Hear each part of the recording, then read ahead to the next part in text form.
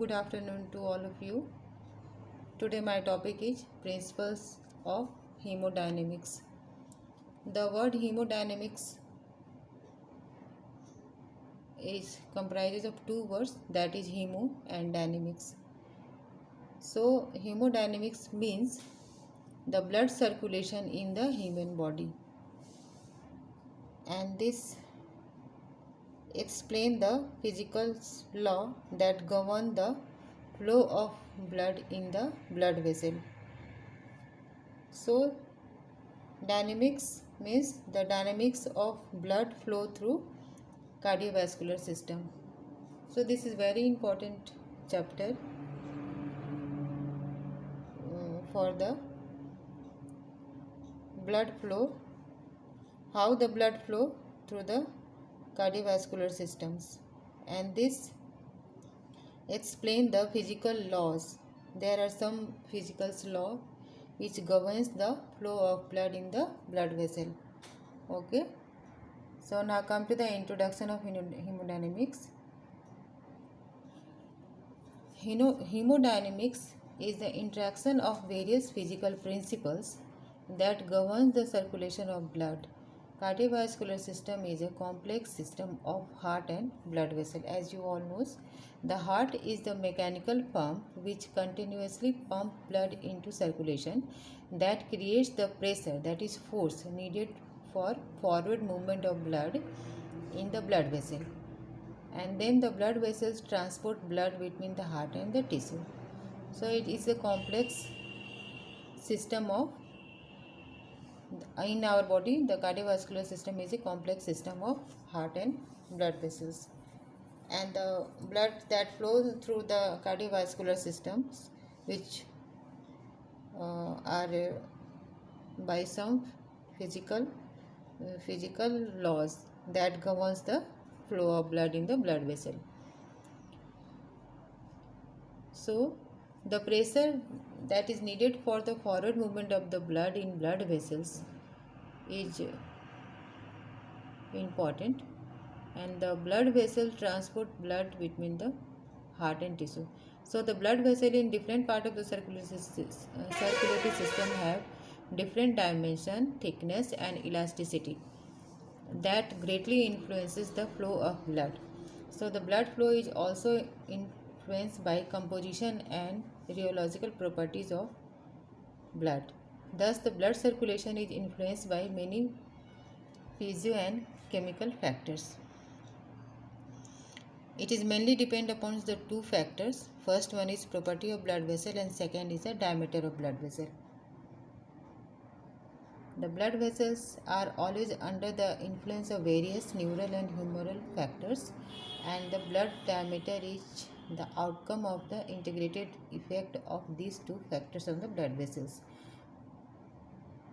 So blood is not a simple liquid rather than a suspension of cells and fat that are dispersed in the colloidal solution of proteins. In spite of the complexity of the blood as a fluid and susceptibility of the vessel for abrupt change in their diameter, the circulation of blood occurs harmoniously due to the operation of various principles of hemodynamics. Therefore, before studying the physiology of circulation, it is essential to learn the basic hemodynamics. What are the physical principles that govern the circulation? It is first one is velocity flow pressure relationship. In this relationship, first comes velocity versus blood flow. So what is velocity? Velocity is defined as the rate of displacement of fluid with respect to time, which is expressed as distance per unit time, and the flow is defined as the volume displacement per unit time. So velocity of the fluid in a system depends on the area and the flow. The flow in turn depends on pressure gradient first, second property of the fluid, and the dimension of the hydraulic system of the tube. So velocity is the flow divided by the area of the conduct. So V equal to Q by A. V is the velocity, Q is the flow, and A is the area. So this is the formula of velocity versus flow and area. What is the effect of cross-sectional area? The average velocity of fluid movement in a system is directly proportional to the flow and inversely proportional to the total cross-section area of the system. As this is shown in this formula, V equal to Q by A. Velocity gradually decreases as flow from the aorta through the arteries and arteries into the capillary due to progressive increase in cross-sectional area. Velocity slowly increases as blood passes from venules through veins into the vena cava, which occur due to gradual decrease in cross-sectional area of these vessels as they approaches the heart. Second one comes velocity versus pressure. Change in pressure is a hydraulic system changes the velocity of the fluid movement. The pressure in the hydraulic system has two components. First, the lateral or the static pressure component and the dynamic pressure component. What is lateral pressure? Lateral pressure is the side pressure that is exerted constantly on the wall of the tube. So it is the lateral pressure. Second comes dynamic pressure. Dynamic is the component of pressure which is affected by the kinetic energy of flow.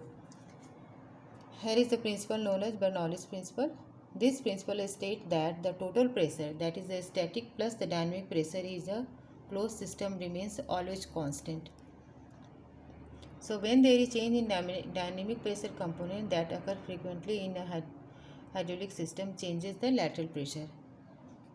In circulation, as the site of narrowing of the blood vessel, the velocity of the flow increases, which in turn increase the dynamic component of pressure. The increase in dynamic pressure decreases the lateral pressure.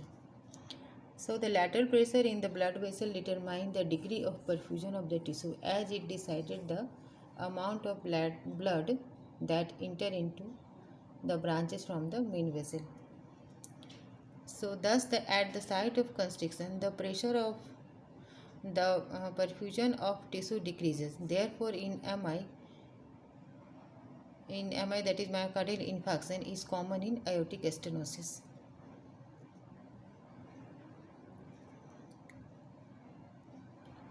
So this picture shows the relationship between the dynamic and lateral pressure in vascular system with the different diameter as shown in this picture.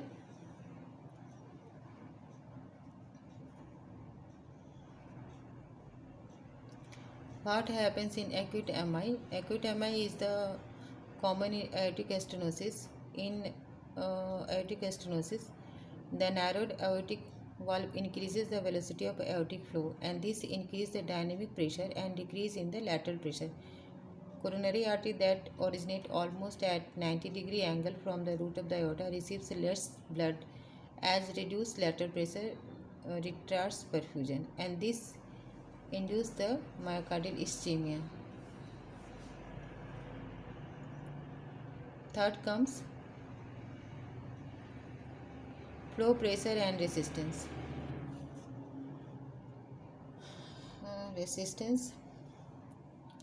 Flow pressure and resistance. Resistance is the force that opposes the flow of a fluid in the blood vessel and most of the resistance is due to vessel diameter. When there is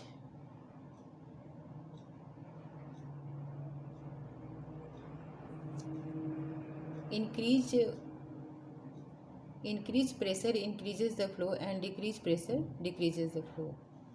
There is a law known as Ohm's law. The relationship between flow, pressure and resistance in a hydraulic system is well compared with the relationship between current, electromotive forces and the resistance in the electrical circuit. In vascular system, pressure is the effective perfusion pressure. That means the interluminal pressure at the arterial end minus the mean pressure at the venous end and the resistance is the peripheral resistance. So the flow is directly proportional to the pressure and inversely proportional to the resistance. When there is increase in resistance, there is decrease in blood flow.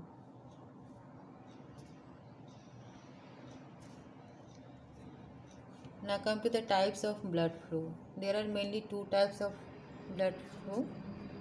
That is first is known as laminar flow and second is known as turbulent flow. So what is laminar flow? Normally the flow of blood in the vessel is laminar in nature. That is, laminar means in layers, means the blood flow in layers, and this laminar flow is also known as streamline flow. Streamline means the laminar in nature means in layers, the blood flow in layers. The layer of the blood which is in close contact with the wall of the vessel do not move at all due to the frictional resistance with the vessel wall. So the velocity slowly increases towards the center of the vessel. However, laminar flow occur upon a certain velocity beyond which the flow becomes turbulent. So the velocity above which the flow is turbulent is known as critical velocity. So this is the picture showing the laminar or streamline flow. You can see here the flow of blood in layers in the vessel wall. The laminar flow of the blood that occur in layers. This arrow represents the direction of the flow, and the length of the arrow indicates the velocity of flow in that layer. So the velocity have a parabolic distribution with the maximum velocity at the center of the stream. So this is the laminar or picture of laminar or streamline flow. Second comes the turbulent flow. The turbulent flow occurs when the velocity is above critical velocity. So the turbulence of the flow depends on the diameter of the vessel and the viscosity of the blood. And this is represented by this formula. What happens in measurement of blood pressure? A sound appears that is known as Korsakoff sound. जब BP का आप लोग practical करोगे तो फिर उसमें अस्कल्टेटरी method से ये साउंड पता चलेगा. And this is the better example of sound produced by turbulence in the flow is the auscultation of Korsakoff sound on the brachial artery in the cubital fossa due to constriction of the artery by the inflated BP cuff. Occurs during the measurement of blood pressure by the auscultative method. So the sound appears due to turbulent flow. This table represents the difference between laminar flow and turbulent flow. This is very important table. First, nature of the flow. In laminar, flow occurs in layer.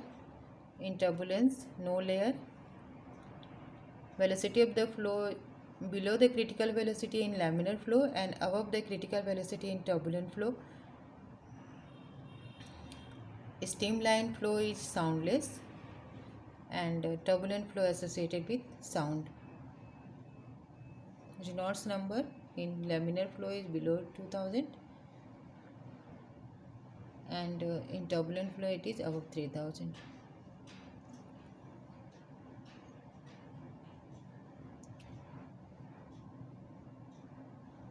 Turbulence of flow produces sound. Therefore, a murmurous sound is heard on auscultation at the site of constriction of the vessel or the cardiac orifice. Pauli-Hagen's formula is the formula which denotes the relationship between viscosity of the fluid with the radius and length of the tube.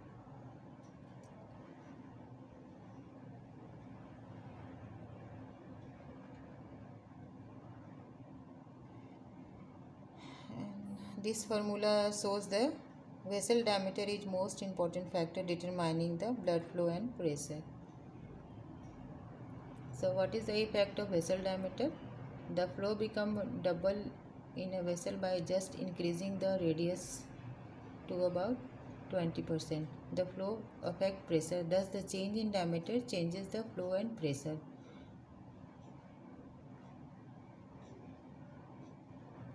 Come to the peripheral resistance. The resistance offered to the blood flow of blood in the peripheral circulation is the peripheral resistance. So resistance is the force that opposes the flow of a fluid in the blood vessel, and most of the resistance is due to vessel diameter. So what are the factors which affect the peripheral resistance? First is the radius of blood vessel. The radius of blood vessel affect the peripheral resistance, and this is called the vascular hindrance. Vasoconstriction increases and vasodilatation decreases the peripheral resistance. Decrease in radius of the vessel to half increases the peripheral resistance by 16 times. When the radius is doubled, resistance is reduced to 6% of its previous value. Second comes the viscosity of the blood. The viscosity of the blood is also affect peripheral resistance, and this is called the hematological hindrance. Viscosity mainly depends on the factors like hematocrit, composition of plasma, and resistance of the red cells to deformation and temperature. Hematocrit is the packed cell volume, which depends mainly on the number of the red blood cell in the blood.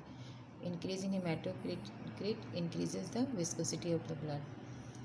The effect of change in viscosity on resistance is less in a smaller vessel than in large vessel due to difference in nature of the flow through the small vessels. Viscosity increases in polycythemia and decreases in anemia. In anemia, circulation is hyperdynamic due to the decreased peripheral resistance.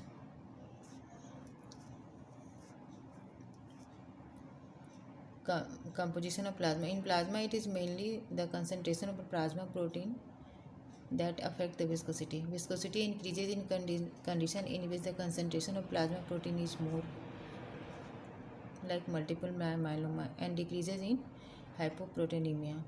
Resistance of the red cell to deformation. When the red cell become rigid, as seen in hereditary spherocytosis, viscosity increases. Temperature. When there is increase in body temperature, decreases the viscosity, and decrease in temperature increases viscosity.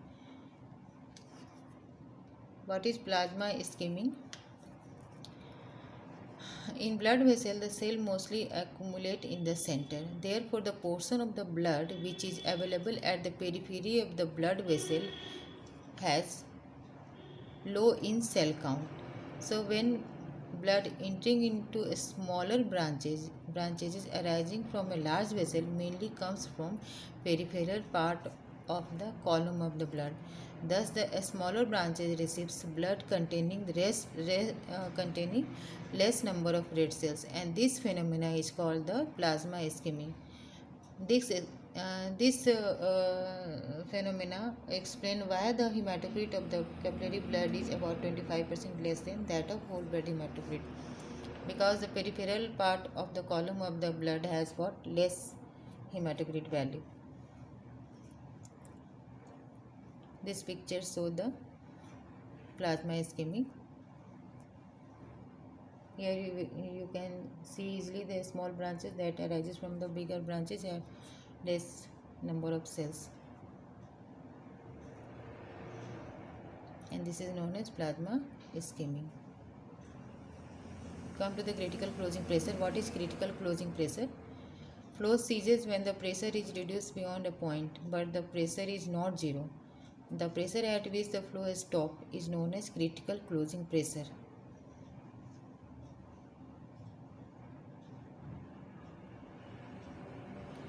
This is explained by two factors. First, some pressure is required to force the red cell to pass through the capillaries, in which have the smaller diameter than the red cells. And second, the blood vessels are surrounded by tissue that exert pressure, that is known as tissue pressure, on them. Thus, the intraluminal pressure in capillaries should be more than tissue pressure for flow to resume.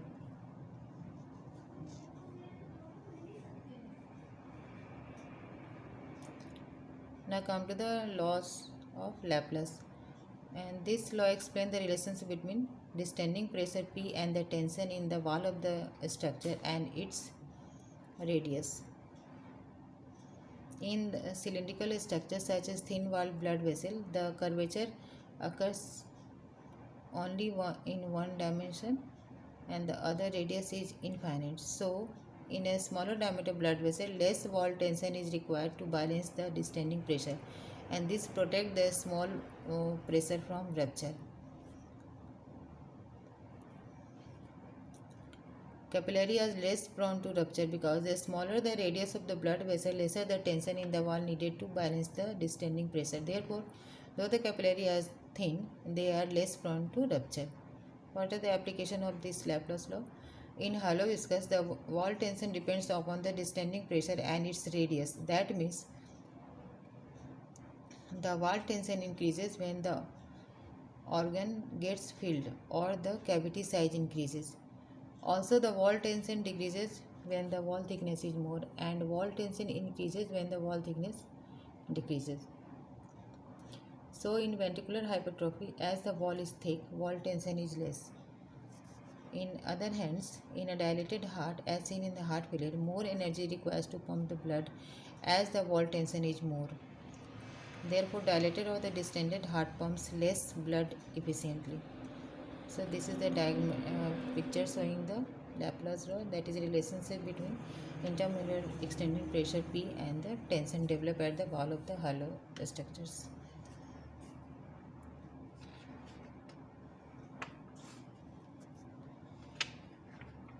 So this is all about the principle of hemodynamics, and this explains the physical laws. Some are the physical laws that govern the flow of the blood in the blood vessels. So this is all about the hemodynamics. It is a very important chapter in higher classes, like in medicine. You will see the patient that are hemodynamically unstable. Unstable means having the abnormal or unstable blood pressure that result in improper circulation. You will see in higher classes in medicine. There are different hemodynamical disorders are also present, like shock, thrombocyte, like thrombus and shock and thromboembolic phenomena. That are all depends upon the hemodynamics. So this is all about the hemodynamics. Thank you.